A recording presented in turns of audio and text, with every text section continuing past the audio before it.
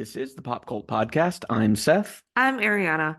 and today is a Powell and Pressburger double feature. We're going to be looking at two films made by the preeminent British directors Emmerich Pressburger and Michael Powell during World War II. And first up, we're going to be looking at the life and death of Colonel Blimp. General Candy, played by Powell and Pressburger regular Roger Livesey, who's overseeing an English squad in 1943 as a veteran leader who doesn't have the respect of the men he's training and is considered out of touch with what's needed to win the war. But it wasn't always this way. Flashing back to his early career in the Boer War and World War I, we see a dashing young officer whose life has been shaped by three different women, all played by Deborah Kerr, and by a lasting friendship with a German soldier. Ariana, before we get into details about the movie, I just want to know, what were your initial thoughts, general feelings about the life and death of Colonel Blimp? So it is a visually stunning film that is done in Technicolor. Very early Technicolor movie, too. Yes, and the lighting is great. Roger Livesey, is that how you say it?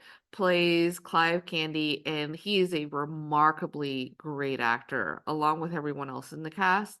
The one thing I have noticed is sort of like how little of a personality Deborah Kerr ends up playing, even though she's a great Well, actress. she plays three different characters. Yes. Actually, I think there's like four. Yeah, four. It's four different characters, but it's almost as if like she's there to be loved and admired. Yes, she's there more as a concept than a person. Yes. You're right. So I want to give a little background to you and the audience who might not know a lot about Powell and Pressburger. Michael Powell was born to working class English people, and he just worked his way up through the studio system, starting as like a gopher and eventually becoming a writer, and then finally a contract director in the late 1930s. And at the same time, you have Emmerich Pressburger, who's a Hungarian-born Jew who studied. He came from, I think, a family with a little bit more money because of the job that his father had, and was studying engineering and math in university, but had to drop out when his father died. So I think his father was providing the financing for him to go to school.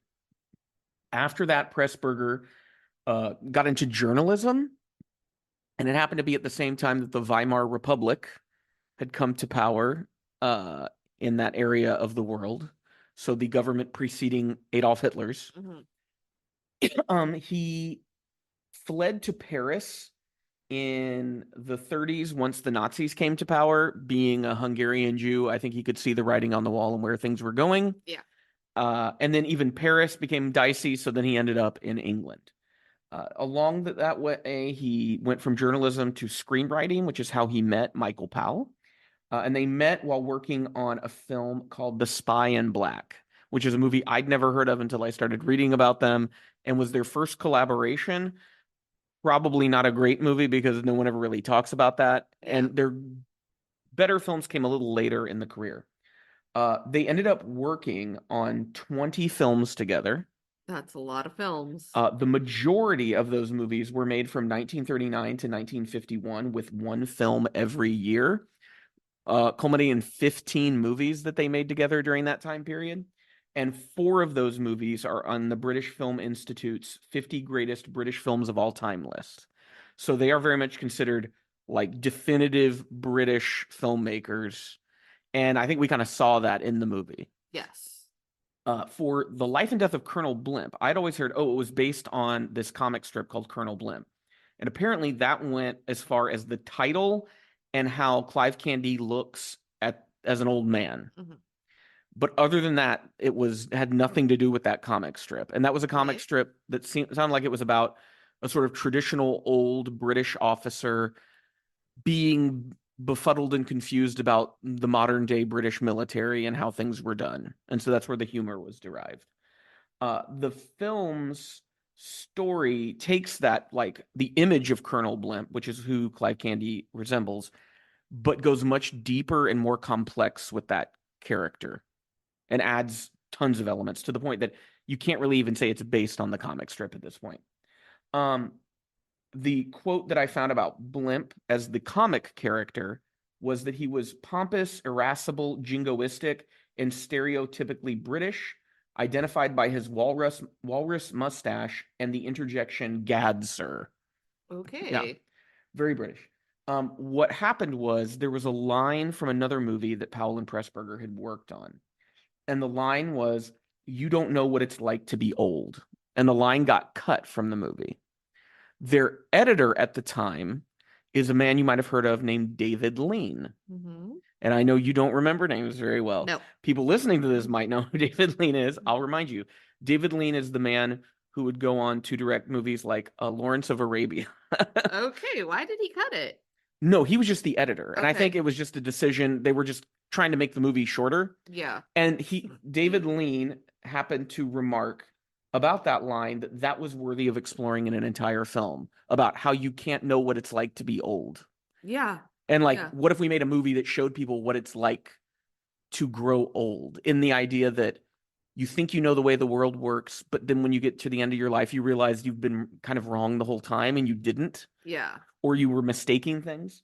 Um, Winston Churchill apparently did not want this movie to even be made. And from what I've read, it sounded more like he thought it was going to be a straight adaptation of the Colonel Blimp comic strip, which he found to be insulting towards British people.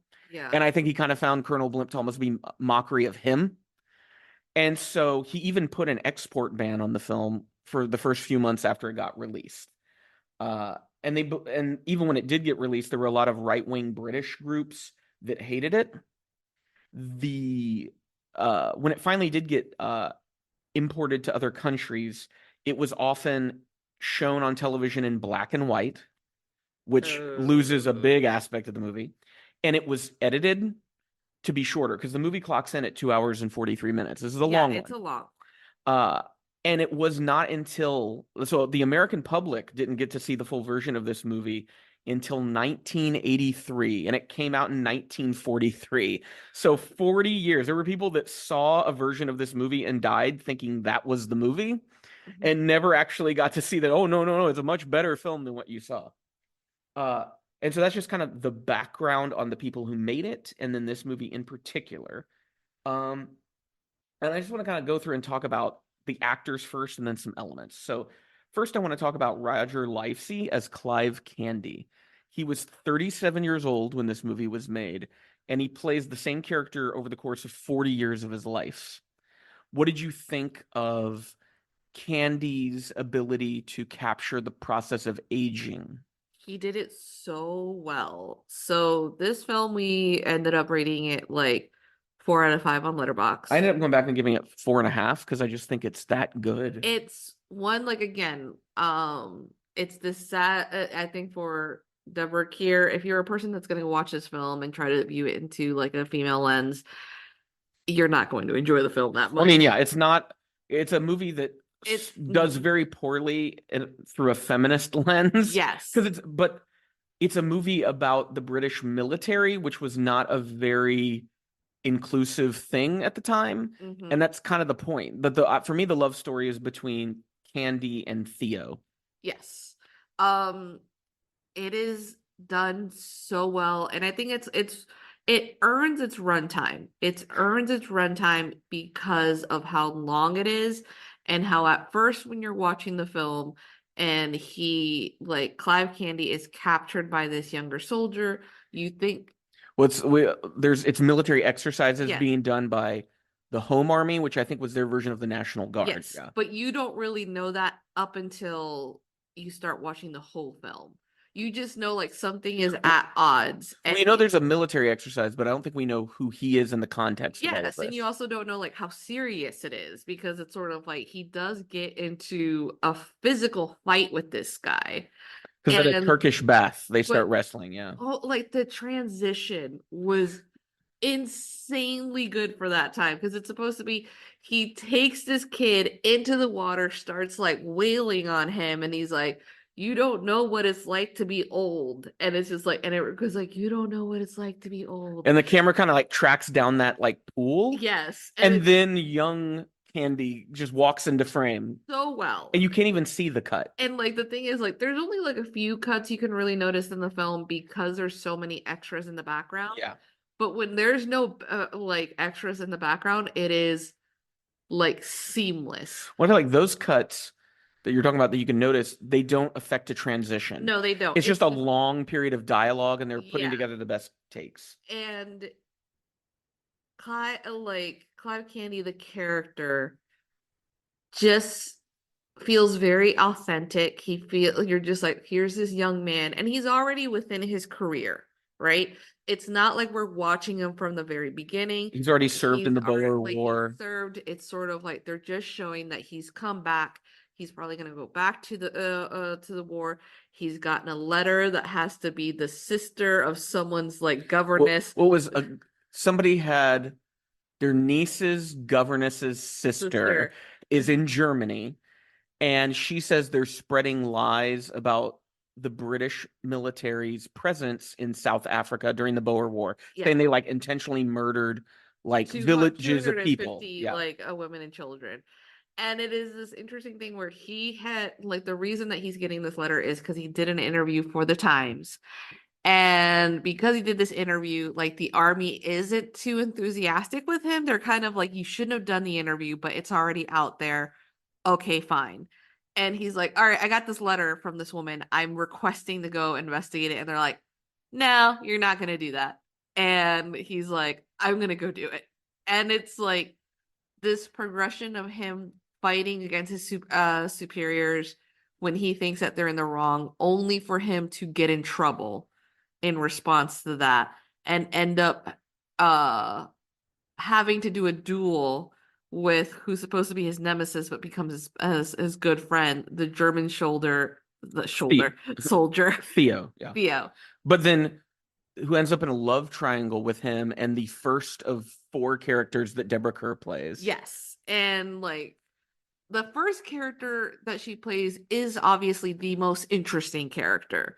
She's the one that is against war. She argues with Clive at the beginning because he's kind of like, why are you here? You need to go home. In Germany, yeah. Like she's in Germany and she's like, I know that they don't like me here, but I'll be going home soon. I got fired for being English anyways. But what is a girl supposed to do for work? And he's like, get married. And she's like, hold up, just get married? And she's like, the other one is to be in governess. He's like, well, weren't you in governess in England? And she's like, all I had was English. How was I supposed to get a premium of this money? Because like what she's doing in Germany is she's like taking care of children, but also teaching them English. And that was something, she couldn't have marketed herself as in England. Yeah, and so she's, but she also has an interest in politics because she apparently has been listening to her brothers who have participated as soldiers. And it's just sort of like all this thing about manners, what we end up doing is not talking about the problem. And we end up in a war, and that fucks everyone over. And that ends up being like the running theme of the movie is Clive Candy starts as this kind of rash young soldier who just feels he can kind of do whatever he wants. Eventually, he becomes the old man in the military, but along the way, he just keeps thinking that like, oh, but I know how all this is supposed to work. And the big lesson that he learns by the end of the movie is, oh, I don't think I understand the world the way it is now. Maybe I was right when I was younger, probably not, but I'm certainly not right now. And I don't really know. I don't know how to be a part of this world. Yeah, he doesn't shift at the right opportunity as he could have. So versus Theo, who was like, I was in the army, Germany lost, Germany let go of their soldiers. I decided to become a chemist. So he changes his life, right? He changes what it's supposed to be and decides he's going to go into something else. Clive doesn't want to change because all he knows is the army, and everyone has reminded him, well, if you're making this a career, then you need to follow through and follow whatever it is that we're saying. When it's also like you think of the nature of England being so isolated from the rest of Europe that it could engage in these wars in the continent and then go back home and they were safe because there was this body of water that separated them. Yeah. Well, when you're in, and one of the criticisms of the movie when it came out at the time was they said, oh, you made Germans too sympathetic. And I think they made Germans as sympathetic as you should make them because they're still human beings. And we'll talk here. Let's go ahead and talk about Theo, right? Yeah. That's a good transition. Theo being the German, and Anton Walbrook does such a fantastic job in this performance. Yes. He was 47 years old, and he's able to look far younger than that. Yeah, I thought he was like in his like 20s, late 20s yeah. at some point. I mean, the makeup is remarkable in this movie. The lighting and the makeup is just, they got away with so much that I feel like high definition would have Yeah. fucked up the makeup. They knew what to do.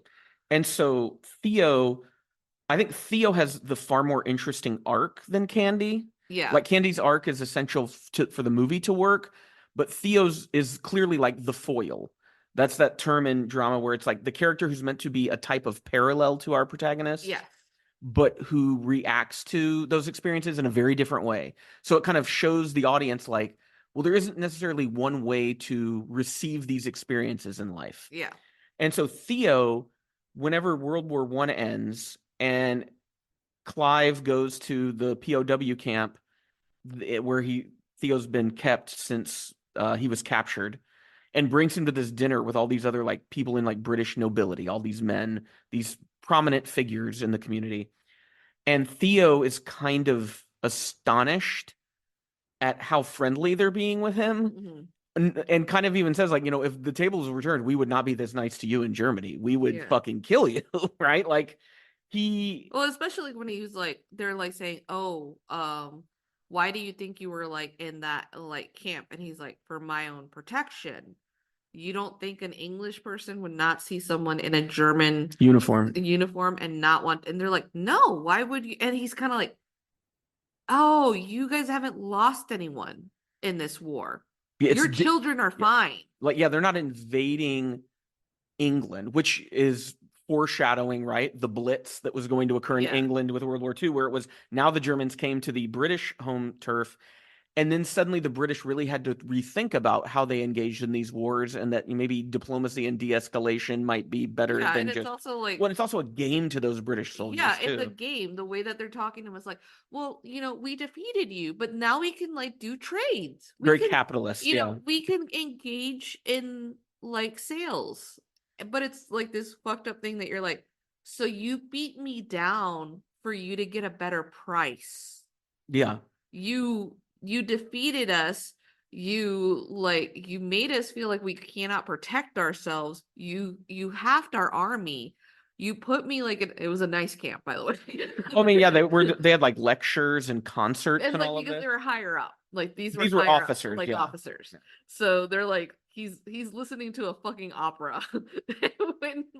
Well, and it made me think of a movie that was just 4 years before this, which was we just watched recently, Jean Renoir's Rules of the Game, which was about or not Rules of the Game, but what was it? Grand Illusion. Yeah.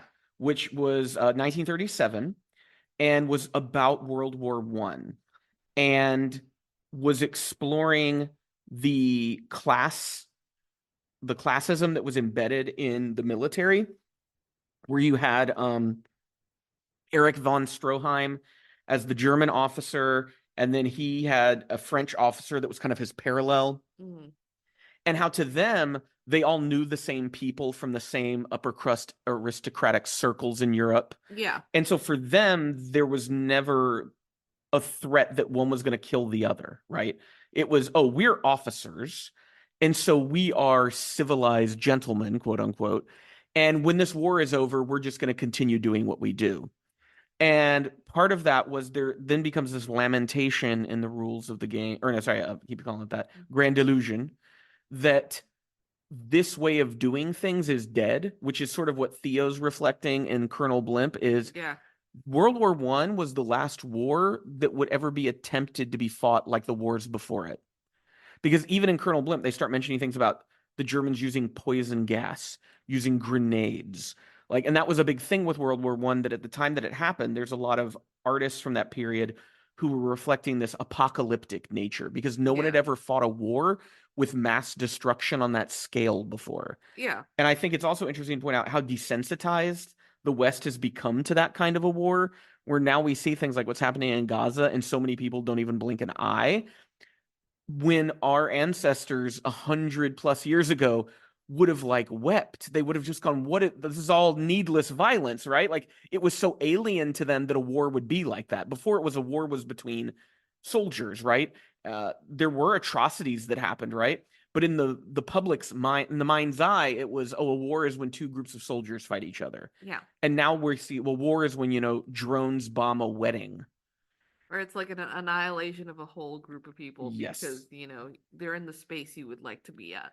And so I think both Colonel Blimp and Grand Illusion are looking back at World War One in the context of World War Two, which, for depending on which movie, it's either coming or it's here, and going, yeah, something has fundamentally changed about humanity. That these wars seem much more dire. Yeah, I mean, especially because even though Theo is the one that remarks on it the highest and is the one that's just being like trying to tell Clive, like, you're in the wrong here. You don't understand what's happening. There are remarks like within the past experiences where people are just like, oh, the English, to them, this is just a fucking game. This is what they just do. And like Clive even mentions it once he meets like his wife, that he's like, I'm a soldier. But once the war ends, I'm going to go back to like the building where they send us off, and I'm going to ask them, where can you use me? And so to him, because he views it as a career, he doesn't understand the devastation that he's bringing in when he comes in. So like there's a moment that like he is searching for Theo. They happen to capture these German soldiers. He goes in, he's surrounded by Americans. He starts yelling at these guys, being like, well, which one of you speaks English? I heard one of you speaks English. And he's like, I want to find so and so. But then he's like, all right, I would love to stay and get another go at these prisoners, but I gotta go. There's no like, Well, I think what's going on here is it's a movie about how honor can be a beautiful thing, but is often a misguided sentiment. Meaning that to be honorable is something that isn't applied universally. And honor is often something shown by someone who has oppressed another person. mhm. And the person showing that honor in that context doesn't understand that, like, no, your honor is a privilege.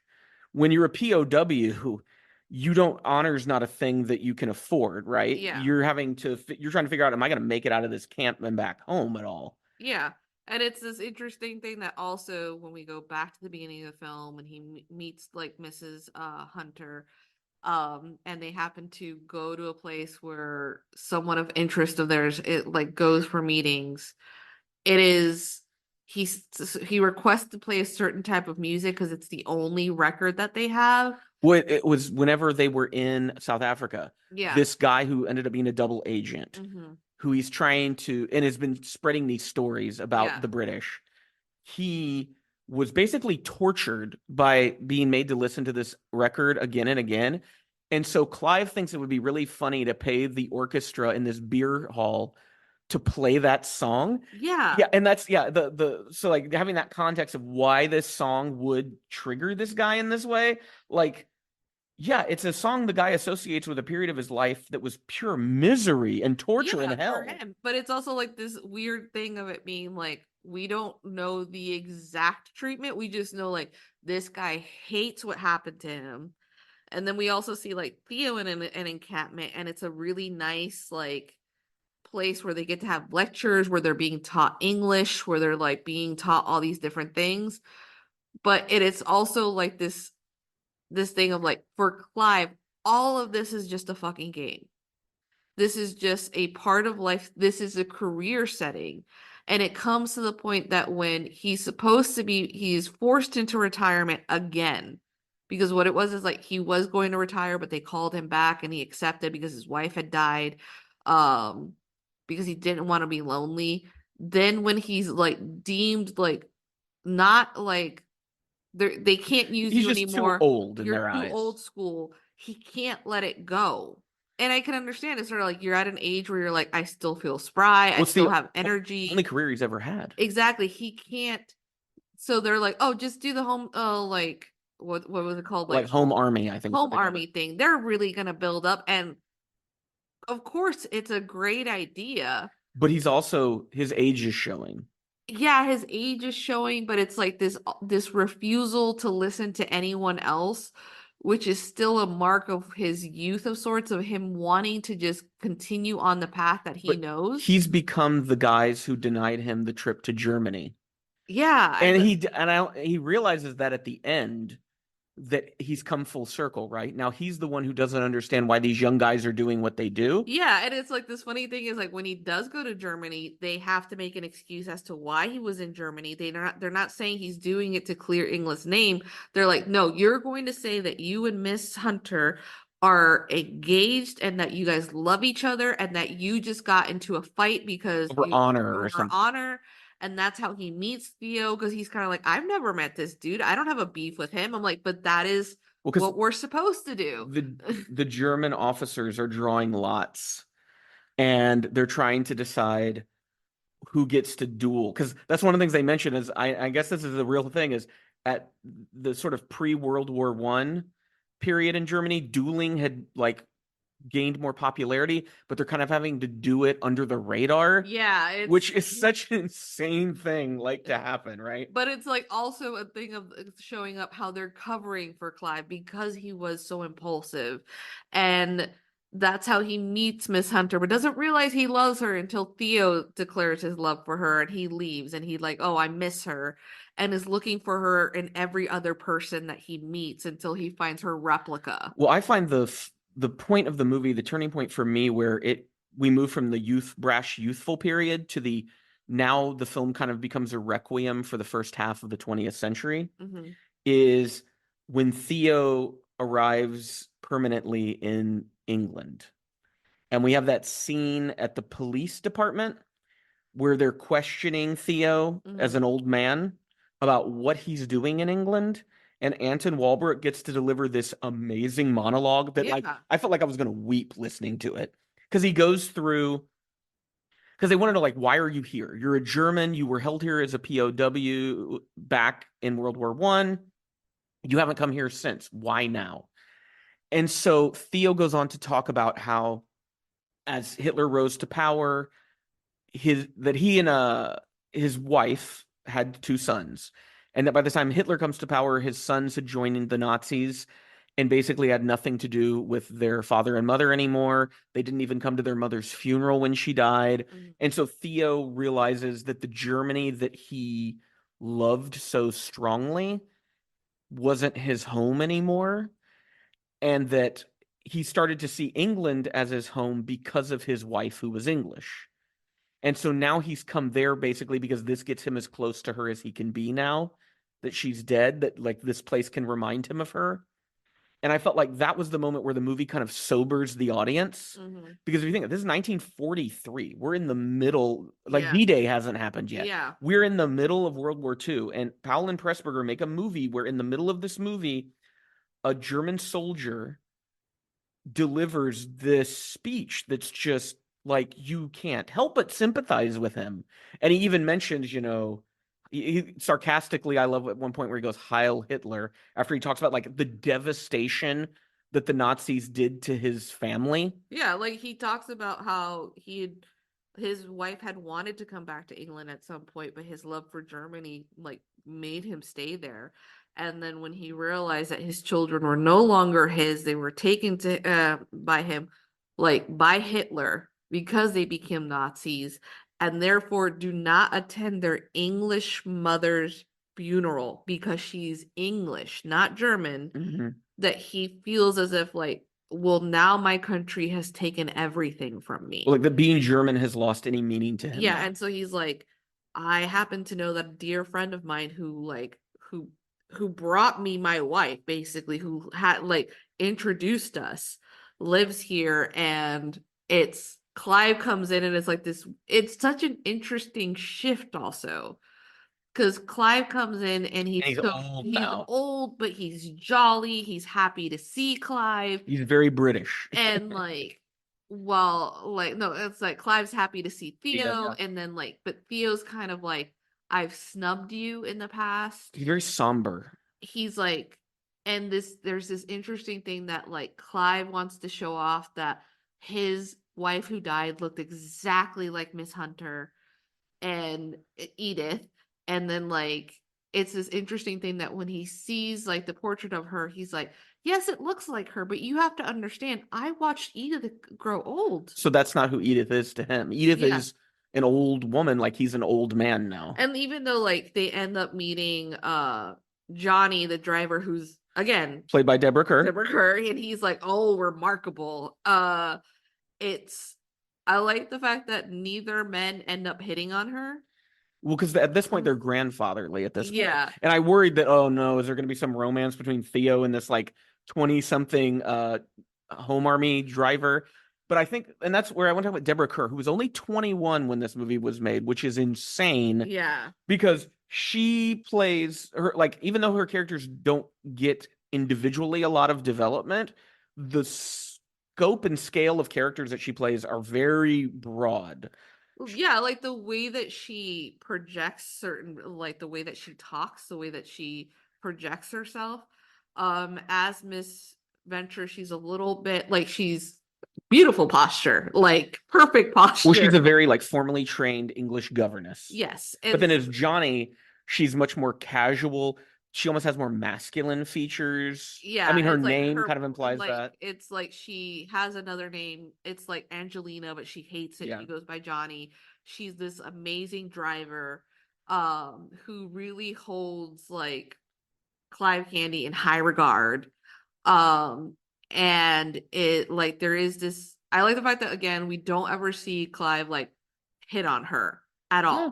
He just treats her as like part of like she's a driver, like he's a part of his daily life. And that's a question I have is what do we think Deborah Kerr's characters are meant to represent in this movie? Because I think it's not those characters. What she's playing is an ideal of some kind. And I'm just wondering if it's the honor. Ideal, like yeah, and she represents honor. She's the ideal English woman. And that's what Clive is chasing, which is the idealized version of his motherland, right? Like yeah, and this is interesting thing that like Murdoch, who doesn't get a lot but knows Clive very well and is Scottish, which I think there's some comments in there that make me think him being Scottish, where he makes some like critical remarks about England. Yeah, he's there very intentionally. When like for example Clive is a little younger and he searches out for Miss Wynn, who was supposed to be like an English nurse that he sees that looks exactly like Miss Hunter, and he's like, there's no one like her, she's exactly what I've been looking for. And Mark's like, well, what about this film that you watched like 27 times, and then this young girl from this place, all based in England, that he's kind of like, this is what you've been chasing every fucking time. Don't tell me she's unique, you just have a specific type that you're looking for. He's like, no, this one's it. Or he has something in his head that isn't tangible. Yes. Which is, I think, the root of the movie, which goes back to, it's about how honor is a beautiful thing, to want to be an honorable person, but that honor can often turn out to be very hollow, because in the context of the brutality of these wars, there's no honor in World War II. Like it was a nasty, horrible war. Yeah.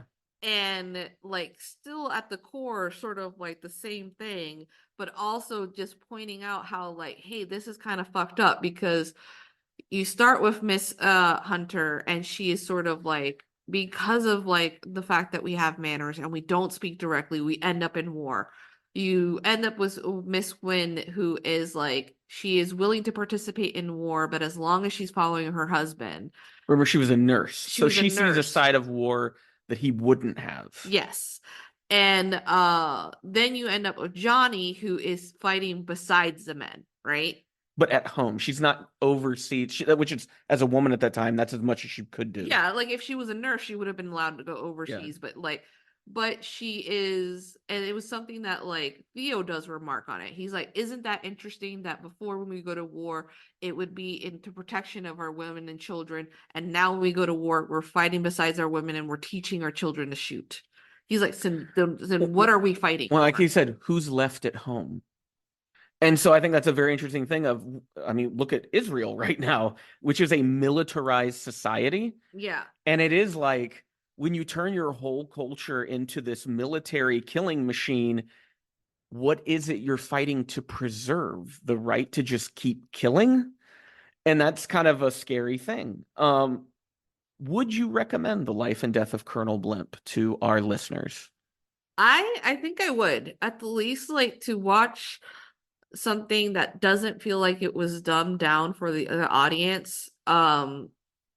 Beautifully shot, and just to see what amazing actor Roger Livesey was, like the whole from young to old. It was I when he was doing the older stuff, I forgot that it was him. You forget that he was only 37 when he made this Yeah, and movie. Yeah. he's like moving slow. He's doing all the things that like you want an actor to do that you'd be like, okay, yeah, no, that they know exactly what they're doing. And it's 2 hours and 43 minutes. So you think like, wow, that's a big commitment. I didn't feel that I was ever that I ever thought the movie was dragging. I feel like the pace of it's really good. It truly feels like someone took a novel and put it to screen. And the fact that it's not really makes this feel like, oh, this might be one of the best like novelistic films ever made, Yeah. in that it's sprawling, it's epic, but it's not about like big grand vistas. It's an epic about people. It's an epic about these three people, Deborah Kerr playing multiple ones, but kind of the essence of what those characters represent, just living through very monumental times and going from a point of feeling very like alive and full of vigor and hope to, by the end, they're not hopeless. They're just mourning the fact that, oh, the world as we wished it could have been is just not the world that we have now. Yeah. But yeah, I would recommend it.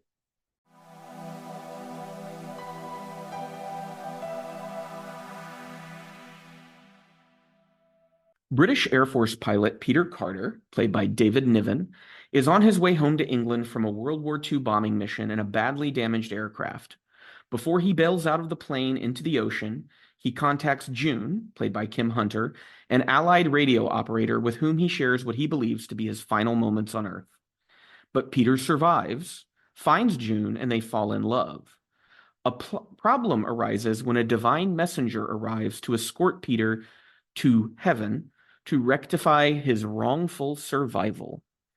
So this is A Matter of Life and Death, the next Powell and Pressburger movie we're going to talk about, also set during World War II, but leaning much more into the fantasy aspects that that duo would continue to embrace in movies like The Red Shoes. Um, Ariana, what were your initial thoughts on A Matter of Life and Death? What a visually good, delightful movie to watch. I feel like a lot of times when we think about movies around this era, we think a lot like black and white or just not very interesting. Stiff. Yes, stiff. But this was really good to watch. And it was just so visually interesting. And I liked also the fact that we have the cues between real life is in color and then the other world is in black and white. Not only is real life in color, it's in Technicolor, which there's a great moment where Marius Goring, who plays Conductor 71, the person that the other place, the other world sends down to talk to Carter about having to come to the afterlife, as he's transitioning from the other place to Earth, he looks directly in the camera and goes, "Ooh, Technicolor, we don't have much of that." And apparently, this was a film that they had a 9-month period of just processing the film because so much Technicolor stock was being used by the US military to produce footage for all sorts of reasons during the war. And Powell and Pressburger were so intent on like this switch back and forth, which apparently really stressed Technicolor to its technological limits at the time, because of the way they had to like shoot things and then process them as black and white, even though they were shot in color, kind of a thing, Yeah. which then adds a whole nother like texture Mhm. to stuff. But yeah, it's visually stunning. The escalator, the stairway to heaven. That was so cool. I love that so much. It was such a great use of that. Which Bill and Ted reuse in Bogus Journey, I Yeah. believe. That escalator took 3 months to build. Believe it. And in today's money, cost the equivalent of about $120,000 just the stairway. I think it was only 3,000 at the time, or 3,000 pounds at the time. Uh, and it was so loud that they had trouble recording the soundtrack, so they had to do like a lot of ADR dubbing, which makes sense. Um, and then whenever the film came to the States, there was this really weird taboo against the word death in movies associated with World War II, even though the war was over by this point. Then they renamed it to Stairway to Heaven, which is Okay. also, I mean, it's a name that also works for the movie. Um, and it was based apparently on a real event Mhm. of a soldier who bailed out, should have died, but washed up on the beach. And the thing that I really like about this movie is it leaves both interpretations of what's going on up as equally valid. Yeah.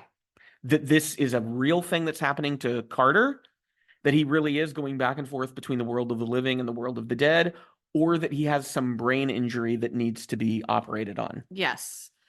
I think one of my favorite things was when they're in the other world, there's supposed to be like this almost like it's supposed to be like a window on the floor where they're looking down on Earth, right?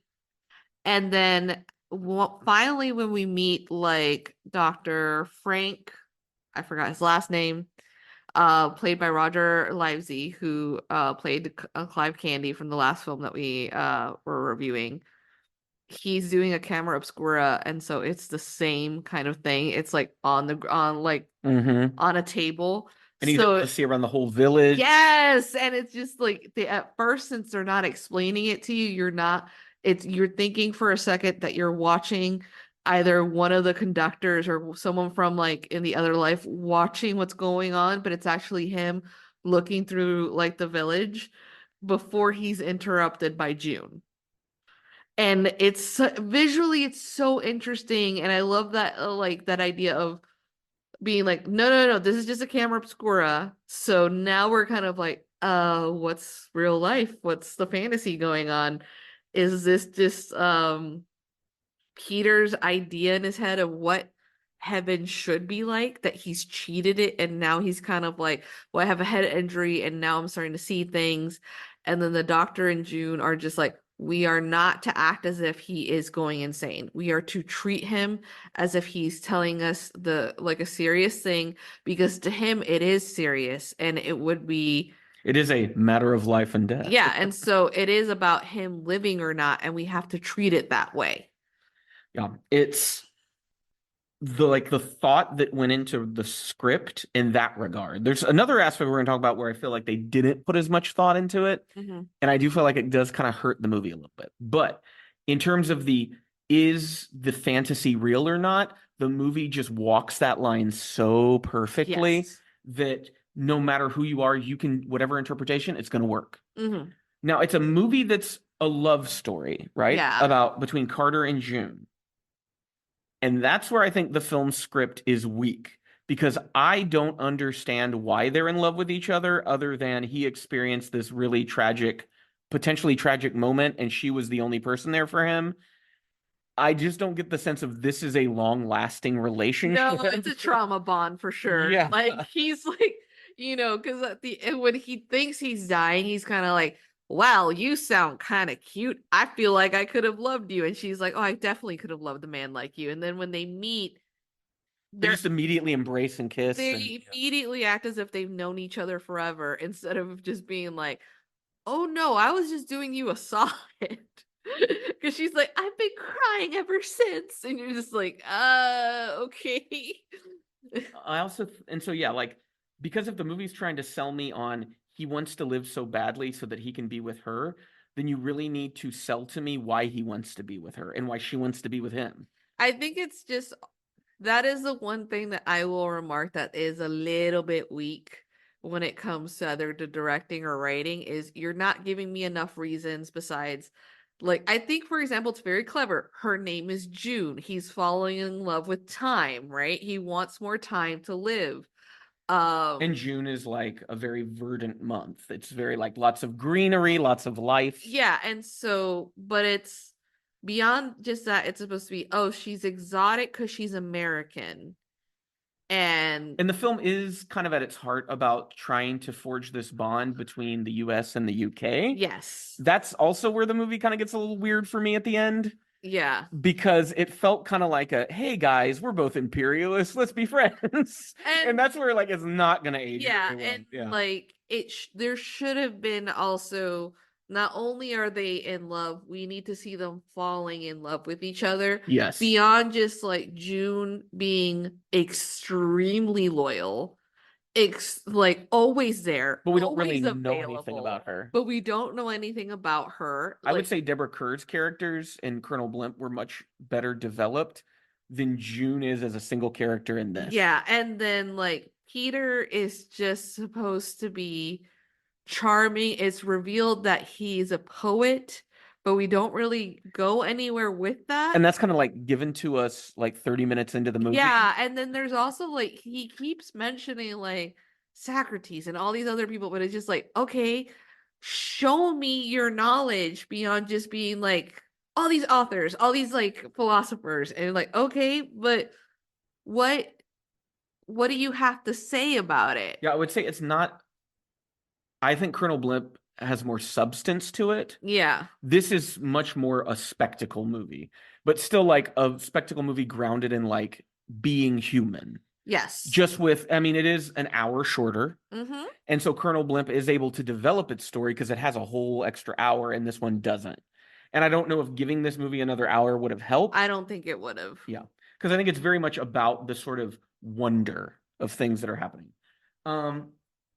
So one of the things I found interesting was the other world. There's only one time it's ever explicitly called heaven in the movie, and it's near the beginning. There's an English pilot played by Richard Attenborough back before he was, I think, a known quantity in movies, or maybe it was a cameo and people knew who he was. But he makes a remark of, "Oh, is this heaven?" And one of the angel attendants just goes, "This is the other world, yes." Mm-hmm. And then no one else calls it heaven ever again. It's always referred to as the other world. Yeah. Which I liked that because it did feel like they were trying to disassociate it from any specific religion. Because it's supposed to be like they have other jobs to do. They're just kind of like, hey, welcome. You're going to take a bit of rest, but then you're going to start doing something else. Yeah, because everybody you meet is someone who died and now has a job in heaven. Yes. I like that the wings are handed out in like vacuum sealed packages to people. Yeah, I think it's very modernist in the architecture style. Yeah, it's very visually interesting, but it's also this thing that I think I've remarked on you before in the past, which kind of does bother me.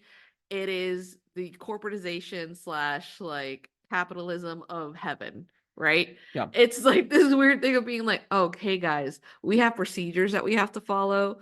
And everybody has a job, and you have to take part of this job. And so, and it's this weird thing of them being like, it's a perfect system, which every, thousands of years, another one minor mistake is made. What I didn't understand, like what they did in the other place, other than like what we're seeing in the context of, oh, someone didn't die, so now we have these procedures we have to go through. We don't really get a good picture of like what happens up there. No. Once you're like officially dead. No, and I think it's better that way because it remains a mystery, right? Yeah. And so you have the conductor 71. He's like not, I love the fact that when he does go down to get Peter, he's not even being like, hey, the next place you're going to, it's going to be fucking great. It's going to be amazing. You're going to meet so many other women. Like, well, the biggest thing he says is, "Oh, I know you love chess. We have this chess grandmaster.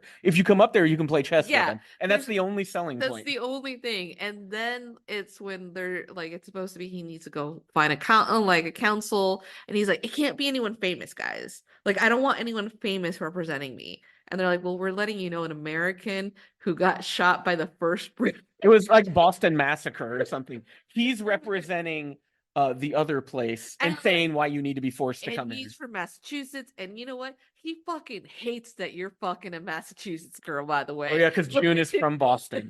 Like, it's like, and those are like clever little like comedy bits in it. Yeah, it's this thing that you wish that like if the conductor wants him so bad to come up, I feel like he would have been trying to sell it.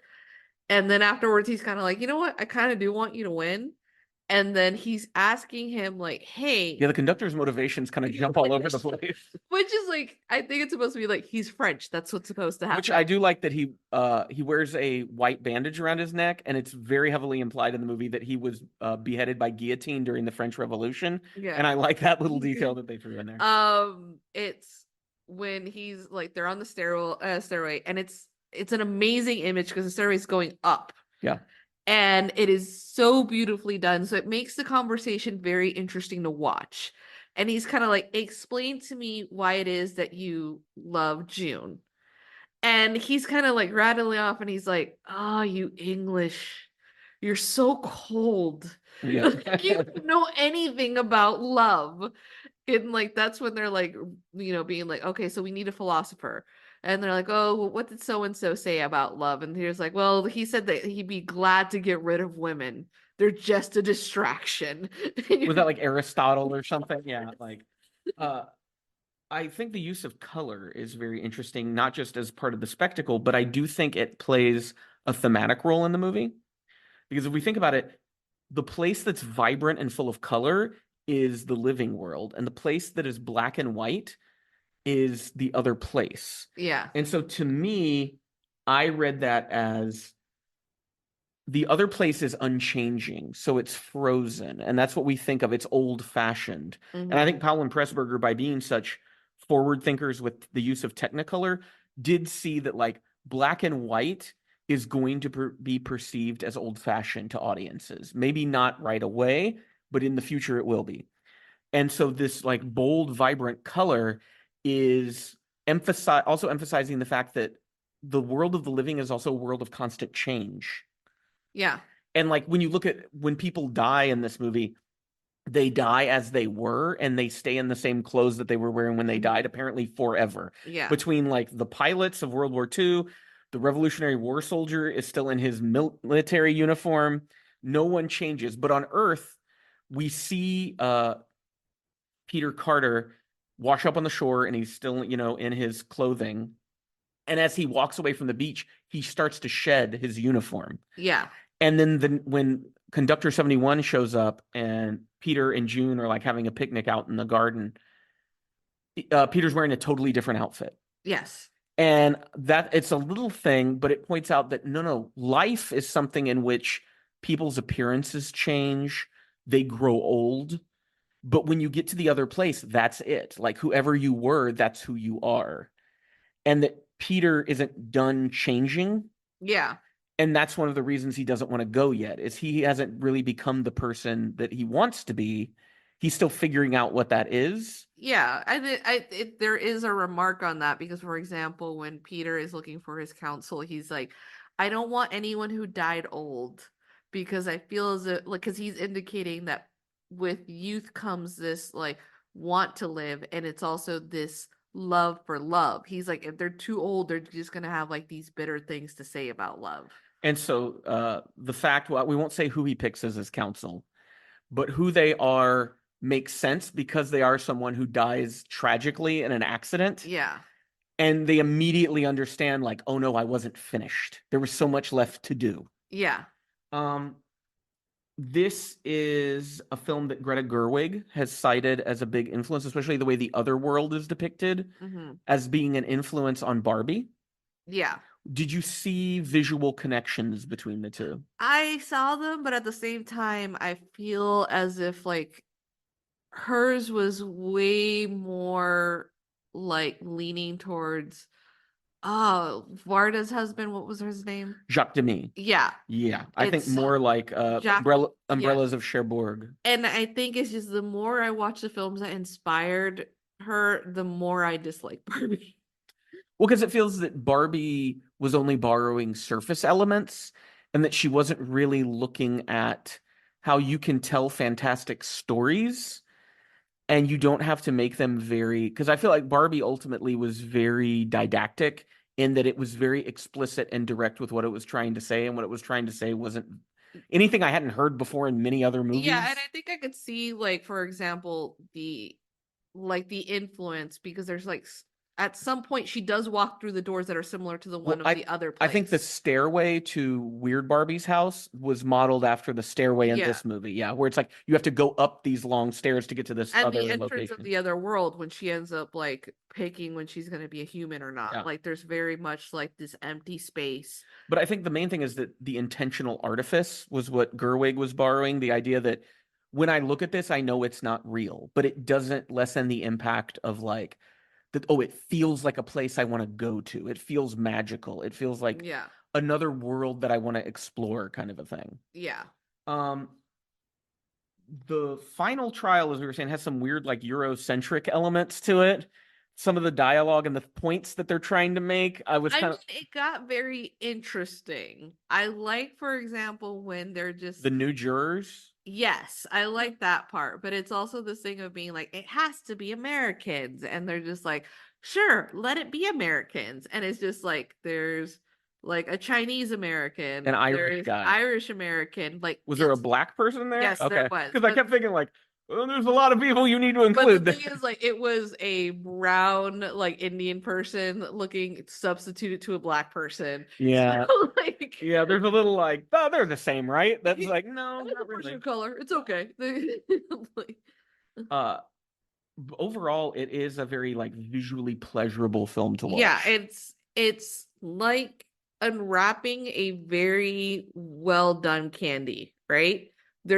It's not something that you want in your mouth all the time, but it's still like visually pleasing. The dialogue is good. The actors are very good. It's not going to go as deep as you thought it would, and that's fine. There's another film that I'm thinking of, like Meryl Streep was in it. Defending Your Life with Albert Brooks. Yeah. I feel like this was for deeply sure. influenced by it. This movie feels like it influenced like Heaven Can Wait. Yeah. Which I know Heaven Can Wait was remade a bunch of times, and there may have been a Heaven Can Wait before this, but I sure feel like Warren Beatty's Heaven Can Wait, he saw, because I mean, he's a big cinephile. Yeah. So I'm sure he saw A Matter of Life and Death, and that was like another element that was folded in, us like, especially with this conductor character. Yeah, you said like the Bill and Ted. What was another film that we thought like when we saw it? It was like a German film that had to do with Wings of Desire. Yes. It does the color thing for sure. Yes. Yeah. And it's the world of the angels is black and white, but the world of humans is this vibrant color. Yeah. And so yeah, it's one of those movies that if you are a fan of films, you probably need to see it. It's sort of like Citizen Kane in that you may not immediately see how revolutionary it is because you've seen all the things that were inspired by it. Mm-hmm. But I've still felt very impressed by a movie that came out in 1946 that it looked this good. It really did look amazing. Certain sequences, the table tennis game. Oh yeah, that was a really fun like little one. I feel like that's been replicated so many different times. Well, because it's apparently Kim Hunter and Roger Livesey were trained to play table tennis by table tennis pros. Okay. For that scene. Yeah, which is I mean, again, actors have to do like these insane things that either make the cut or not. So I'm not surprised. But then because in this the context of the scene is Peter Carter has been given a bell and Dr. Frank has said ring the bell whenever the conductor appears to you again so that we can come and maybe we'll see the conductor. But the way it all works is Peter can't ring the bell until after the encounter because the conductor freezes things so they're not operating inside time and space as they normally do. Like a table falls with books, he fixes it. Like he starts ringing the bell, there's no sound. And so there's that incredible sequence where June and the doctor are playing table tennis and then they freeze. And it's a combination of them just freezing the film frame. But then there's a great moment where Peter comes out and he walks like around the table. Mm-hmm. And they even have used like fishing line. It's one of those like very simple special effects. But if you do it right, it looks so good. So the ball is just like suspended in the air and you can't see the string or anything. And the two players are frozen there like mid swing. I just thought that was really good. The beach shot of Carter, that transition. Yeah. Where it's like the fog and then the fog starts to clear and then it's a crane shot from really high up that comes like all the way down to the ground. Apparently the cinematographer just breathed all over the lens.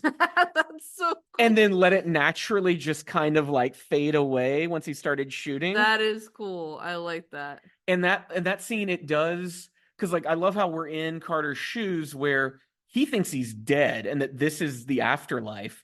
And he even runs across like a naked shepherd boy, which feels like a very Well, like he finds a black dog, which black dog has to semi do death. with. Then the black dog leads him to this nude shepherd boy that's like tending his sheep, which feels like a very like biblically heaven kind of thing. Yeah.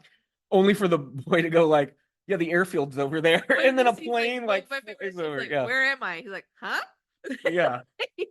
Uh, and then even though I think there's some like wonky bits thematically in the trial sequence, the visuals of the trial sequence are crazy. Well, like I loved also when they froze during his operation and when he pops up from behind. Yeah, It's so because he's like he doesn't have like any of the head gods. yeah. It just like Because they have his head open at that point, Yes. but his spirit form is totally fine. he pops up and then like he's having a conversation and everyone is looking at June just being like, isn't she like pretty? Like, isn't she great? And he's like, I'm just gonna kiss her if it's gonna be the last time. And the French is like, of course you would kiss her. She gets no pleasure. And you Yeah. Which is another like little French insult to English people. But like that trial room was apparently this like massive, they had to have something with really high ceilings. Mhm. And it feels like this sort of fantasy epic space that we're looking at. The way the defense and the prosecution each come to like the peaks of these like Lion King style like cliffs, Yeah. and that's where they deliver their like arguments from.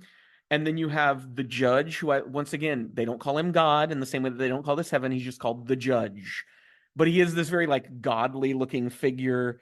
And he's presented like at first I was like Louis the 14th, like he had that kind of like Yeah. French I guess Regency, is that what it is? That kind of look to him. And so yeah, it's one of those movies where it is eye candy. There is substance there. I just wish there was a little more substance. There were certain things that I felt like were illusions that I didn't get. The fact that the Americans, where they're staying at in the UK, they're putting on a production of A Midsummer's Night's Dream. And I will say that I read that play in college. Well, I'll say I skimmed that play in college because I'm not a huge fan of Shakespeare's comedies as much as I am his tragedies. Yeah. And it's a very light and fluffy kind of thing, and it's one of those where, yes, it is very cleverly written. The dialogue is very smart. But when I was in my like early 20s in college, that just did not appeal to me and I wasn't that interested in it. Yeah. But in seeing this, I'm like, ooh, I bet if I knew that play better, there would be like, I think that scene where like Conductor 71 appears in the garden to them feels very Midsummer Night's Dream because a lot of it takes place in the woods. Yeah. I think there's more that would feed to me if I knew it better. I think my favorite thing is a young woman is making a poster for it and someone goes, that's not how you write Shakespeare. And she goes, what are you, his manager? Yeah, that's pretty good. Look, that both of these movies, the way Powell and Pressburger choose to portray Americans is very interesting. Yeah. And I get the sense like, I mean, I know Kim Hunter was American, but I think a lot of these other actors were probably British. I don't think they flew a lot of actors. It was just But sort of this very kind of like, yeah, what are you talking about, buddy? It's very like everybody's from Brooklyn. That's where it feels like all Americans come from. they're like, God, Americans are so sassy. So would you recommend A Matter of Life and Death to our Yes. listeners? Yes. I think this would be an easier first Powell and Pressburger than Colonel Blimp. Colonel Blimp's asking a lot of time from you, but it's a lot of reward. This one is just so enjoyable to watch that you're gonna have a good time. And it's only an hour and 44 minutes, so it's that perfect like movie length that it doesn't overstay its welcome, and it keeps you engaged the whole time.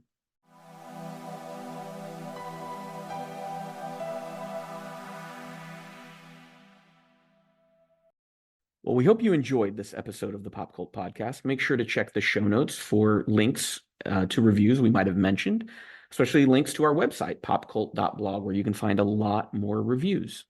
Make sure to subscribe wherever it is you listen to podcasts so that you'll be notified when new episodes are up.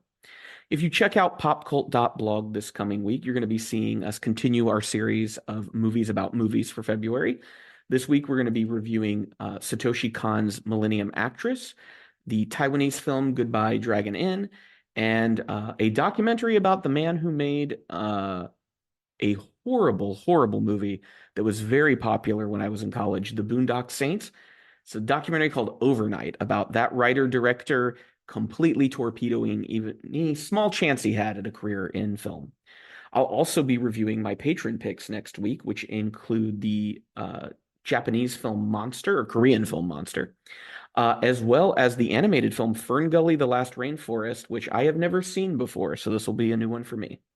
If you join us next week for the Pop Cult Podcast, we will finally be reviewing two new films that came out at the end of last year, two that I've really been chomping at the bit to get to.